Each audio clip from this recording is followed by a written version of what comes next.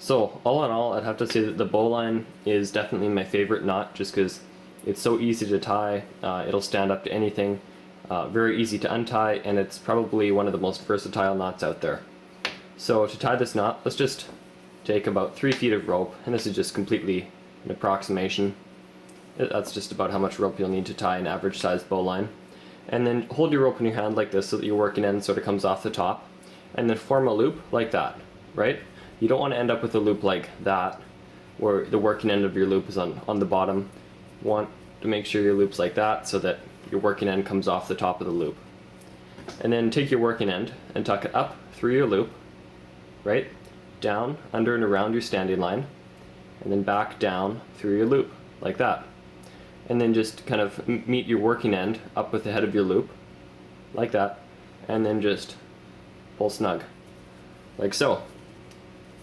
And that's about it. That's a bowline. Now the cool thing about this knot is that even if it's been under immense stress, it's always pretty easy to untie, because you just take your standing line, push it into the knot, just like that, and then this little kind of flap or loop up here will wiggle back and forth, and you can use that to loosen up your knot, like so.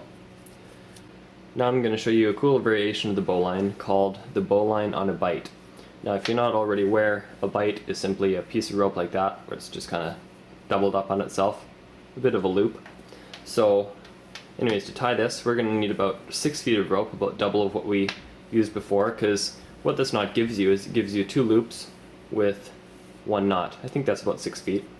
So what you're going to do is, count off about 6 feet of rope, and this is 1 knot where you could use way more or way less depending on what situation you're using this for. And then just double that 6 feet of rope up to form a big long bight, and then just kind of ignore that you've doubled it up and treat this as 1 strand of rope. And start off tying a regular bowline like this, form a loop, right?